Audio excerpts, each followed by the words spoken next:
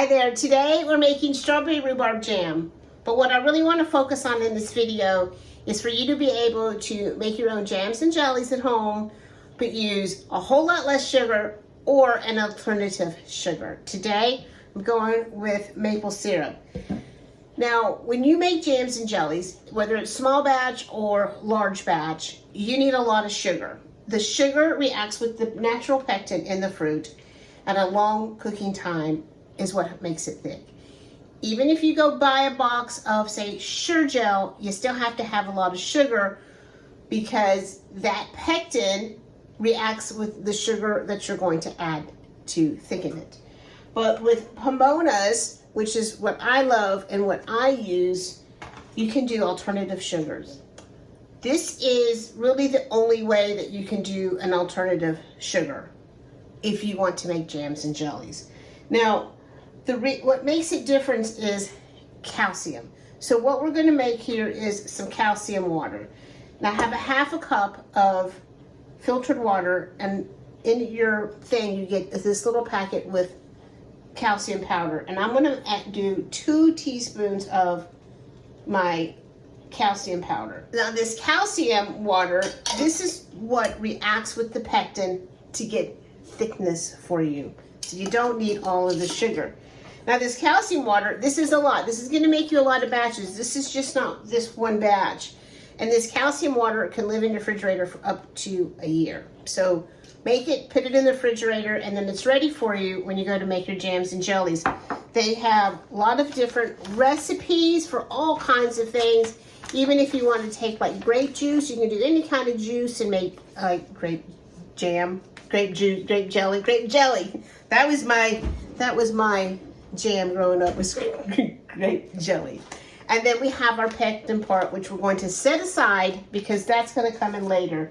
The first thing we're going to do is get our fruit going. I'm doing 4 cups of strawberries and 2 cups of diced rhubarb.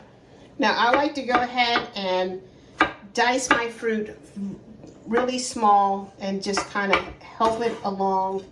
Now for the rhubarb, if you don't have rhubarb and want to just make strawberry jam, that's fine. If you're able to get your hands on some fresh rhubarb, and this is some really beautiful rhubarb here.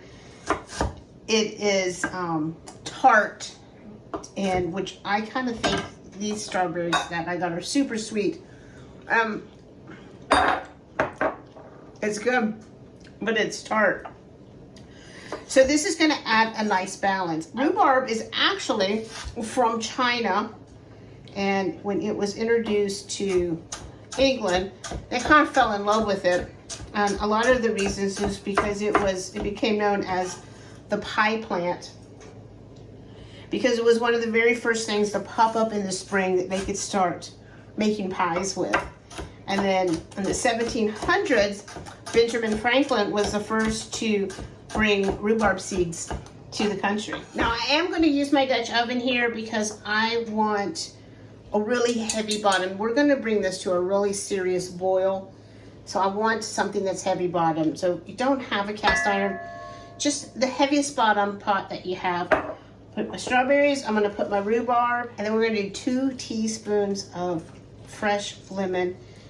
And we're going to go to the stove, and we're going to put this on medium-high heat, and we're going to cook this until everything is soft. Once you've decided on what kind of sugar you're going to use, maybe you have a half a cup of pure cane sugar, maybe you have a half a cup or 3/4 a cup of honey. Make sure the honey's at room temperature because we have to stir this.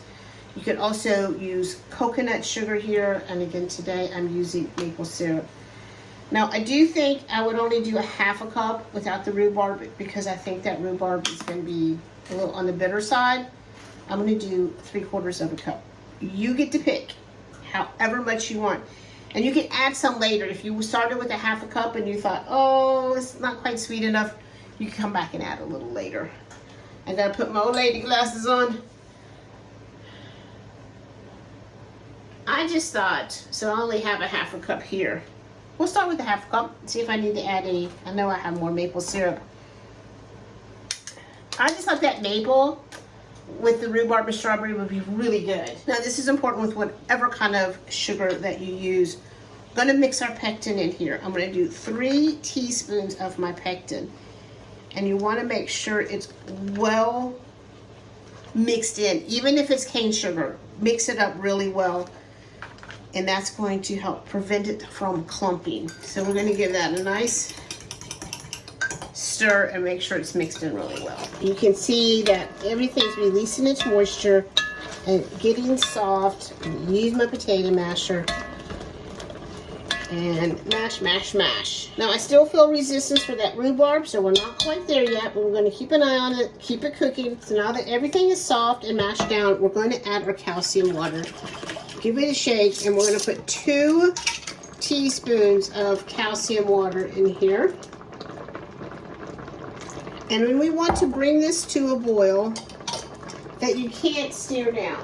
In other words, right now it looks like it's boiling, but when I stir it, it stops. I want to not be able to stop it. I'm going to turn my heat up and really bring this to a boil. Okay, now that I have that, as you can see, it's not stopping. Now I'm going to add our pectin and honey.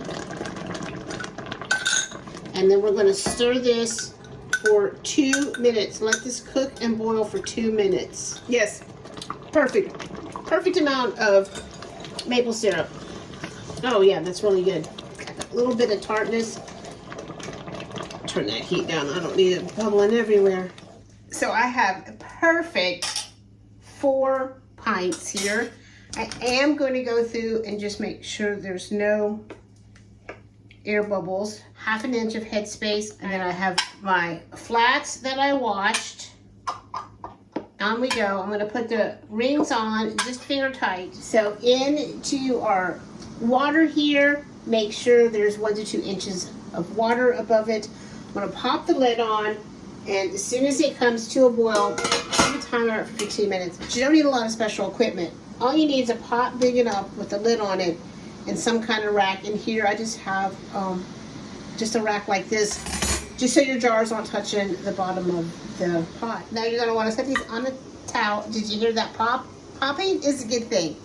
Let them sit 12 to 24 hours. Remove the rings, and then don't forget to label and date. But here you go. Strawberry rhubarb jam made with maple syrup. It's a beautiful thing. Oh, another pop. So don't forget your Pomona's Universal Pectin. I'll see y'all later. Bye.